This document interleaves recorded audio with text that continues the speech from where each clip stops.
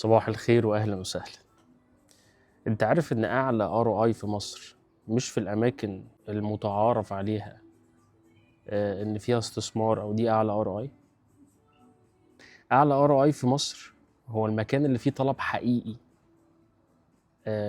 معروف عنه او بيتباع فيه او بيتأجر فيه طلب حقيقي في الاستثمار. يعني ايه الكلام ده؟ هديك مثال سريع عشان تفهم معايا الفيديو ده بيتكلم عن ايه. الساحل الشمالي فيه اعلى ROI منه؟ لا في الكابيتال ابريشيشن ولا في زياده اصل راس المال بتاعك ولا في الرنتل انفستمنت او الاستثمار الايجاري بتاعك. ينفع اروح عشان انا عارف ان المنطقه دي اعلى ROI اشتري في اي مكان وبدون ذكر اسماء؟ احنا قلنا الحاجات الغير مرشحه، يعني زي مثلا جفيرا او شركه انرشيا، متاخره شويه في التسليمات، مش متعارف عنها الرنتل، مش متعارف معاها الريسيل.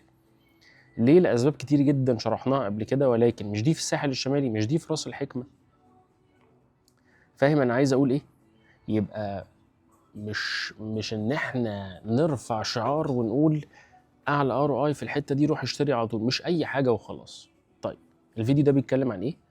الفيديو ده بيتكلم بالاخص عن اكتوبر وزايد. زي ما انا قلت لك هنعمل فيديو بالتفصيل، بس عشان اتكلم عن اكتوبر والحاجات اللي فيها طلب حقيقي للعقار، سواء سكن خلي بالك او سواء استثمار بقى، لازم نقارن المدن ببعضها عشان تعرف في الاخر ايه منتج تشتريه او مع مين ديفلوبر تروح له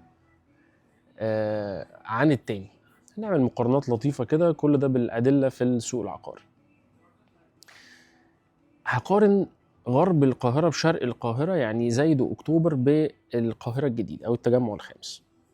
من حيث الكثافة السكانية مثلا، أنت عندك غرب القاهرة أكتوبر أو زايد، ده بتتكلم في 150 أو 200 ألف نسمة. التجمع الخامس أو القاهرة الجديدة كلها بتتكلم في حوالي 1.5 مليون نسمة. يبقى أول حاجة الكثافة السكانية، ده هيفيدني في إيه؟ كمل معايا الفيديو للآخر هتفهم ده هيفيدني في إيه. يبقى عدد البني آدمين هنا في أكتوبر أقل من عدد البني آدمين في التجمع. مساحتها كام أكتوبر دي ومساحة التجمع كام؟ التجمع الاتنين يعتبروا قريبين من بعض، أكتوبر وزايد هتلاقيها 119 ألف فدان. التجمع بعد ضم الأحياء الجديدة زي التجمع السادس والسابع والثامن بتتكلم في 123 لو أنا صح في الرقم 1000 فدان. ولكن دي فيها كام عدد كام نسمة ودي فيها كام نسمة؟ طيب لما يبقى التجمع أعلى 1.5 مليون بني آدم، يبقى محتاجين خدمات أعلى. يبقى ولا نعكس السؤال نقول ليه هنا سكن أكتر أو ليه هنا في كثافة سكانية أكتر؟ عشان معمول لها خدمات أكتر، اللي هو التجمع. خدمات زي يعني أعلى جامعة في مصر، يعني من أحسن الجامعات في مصر الجامعة الأمريكية، ادي رقم واحد.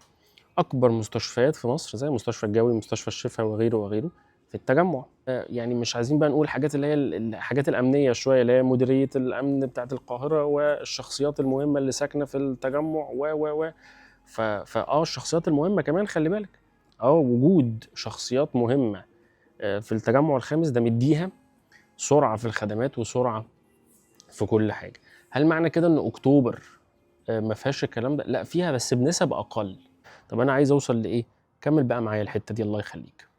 لما يبقى في كثافه، يبقى في بني ادمين، انا بتكلم على القاهره الجديده دلوقتي، يبقى في طلب على العقار او الاستثمار. تمام كده متفقين؟ وفي كل حته في التجمع في استثمار؟ لا، في اماكن معينه هي اللي تستحق طبعا. فعشان مش الفيديو بتاعنا هو التجمع الخامس ولا الزحف السكاني جم من مصر الجديده مدينه نصر او الحاجات القديمه راحوا للمدن الجديده زي القاهره الجديده، هندخل على طول بعد ما عملت لك المقارنه بالارقام والكثافه وغيره الناحيه الثانيه في اكتوبر وزايد. اكتوبر او زايد ليها 3 مداخل رئيسيه، يبقى دي اول حاجه مهمه جدا. مين اللي راح اكتوبر وزايد؟ سكان جاردن سيتي والدقي والمهندسين والقادمين بقى من حته كوبري رود الفرج والحته دي. طيب ايه مداخل المدينه؟ طريق الواحات من تحت، ده القادم من مدينه نصر، مصر الجديده التجمع الخامس، والمحور اللي هو المحور التجاري الرئيسي في اكتوبر، محور 26 يوليو، ومحور رود الفرج الجديد اللي اتعمل او طريق مصر اسكندريه الصحراوي من فوق. خلاص 3 مداخل كبار رئيسيين بيدخلوا المدينه دي. تخطيط المدينه لطيف جدا، وما هو الا محور 26 يوليو ده المحور التجاري. يعني ايه محور تجاري؟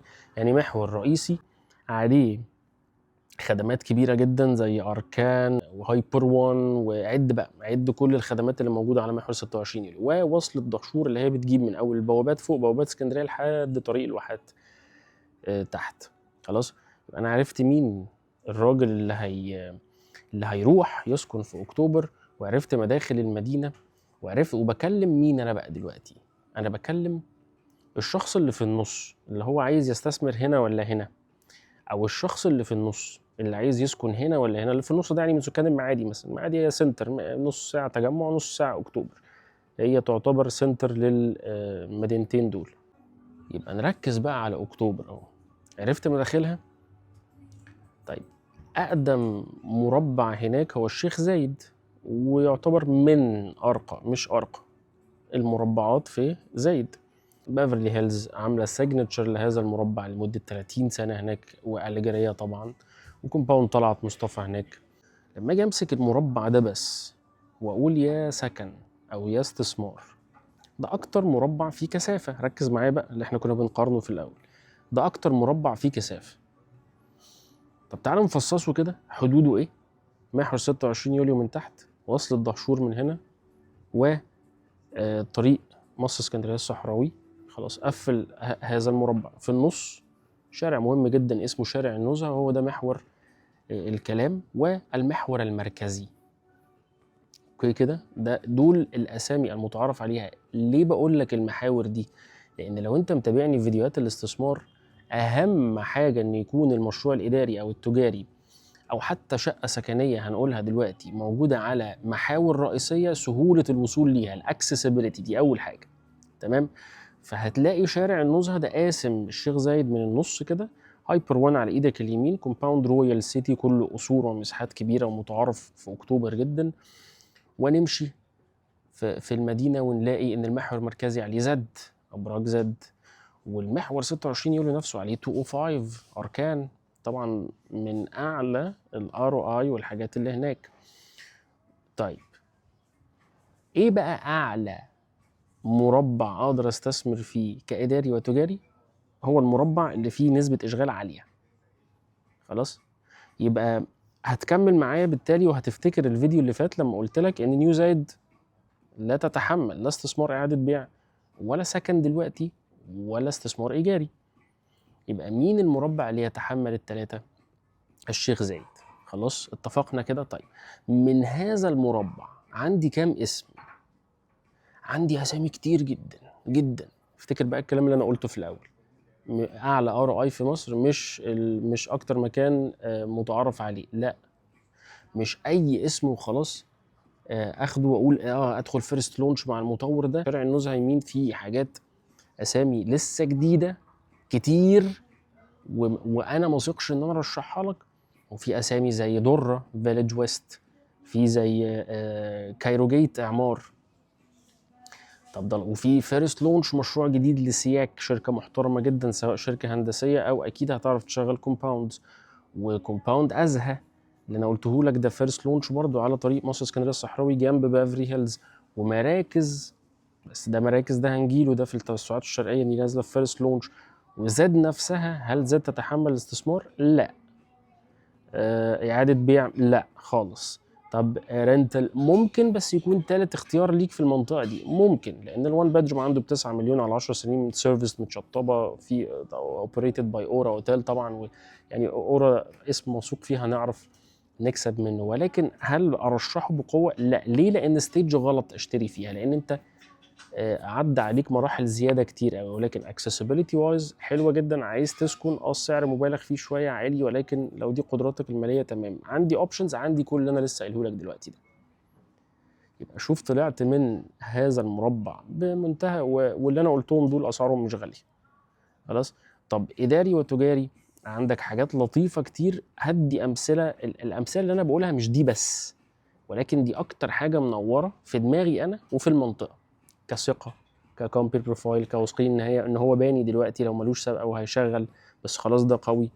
زي مشروع سكاي رامب بتاع ابوايد، ادمن وكلينكس هتنزل في مشروع سياك ده، بس مش دلوقتي، دي ممكن استناها عادي مفيش مشكله.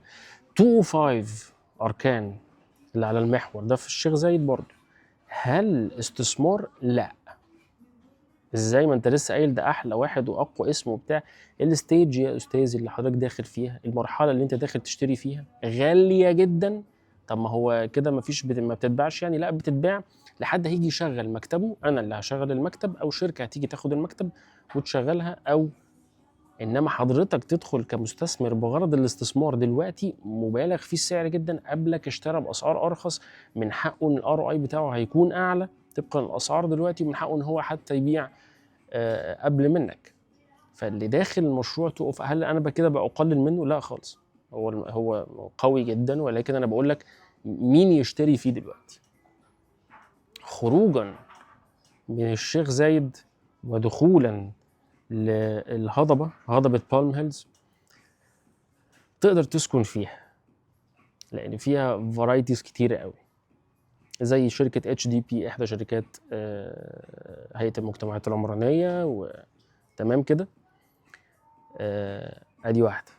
العتال عنده مشروع هناك اسمه ويست ليفز، يعني متاخر شويه في الكونستراكشن، بس لما يتسلم طبقا لسعره والمنطقه هيبقى لطيف، مفيش مشكله. قلت لك هايد بارك المشروع اللي فات، اسف الفيديو اللي فات، ده يستحق جدا، عنده 3 مشاريع جوه او مشروعين، منهم واحد لسه فيرست لونش يتحمل.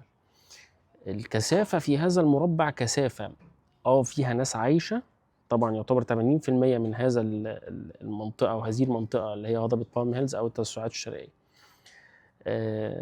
فيها تتحمل، فيها كثافه سكانيه عاليه وفيها خدمات جدا، كل الكوميرشال. ومؤخرا ياسين منصور نازل خلاص بالسيجنتشر بتاعته اللي هي بالمت، لان الحته دي بتاعت ياسين منصور خلاص، هو عنده 1500 فدان او يمكن اكتر هناك، كومباوندز، محفظه اراضي هناك، جولف فيوز وجولف اكستنشن، بامبو، رويال، سوليتير، يعني كراون اكستنشن عنده ومدرسته مدرسه كراون، وخدمات عظيمه جدا. وطبعا وجود نيو جيزه هناك مدي ايدج جدا، وجامعه نيو جيزه مديه ايدج جدا لهذا المربع برضو اللي هو الجمال طبعا.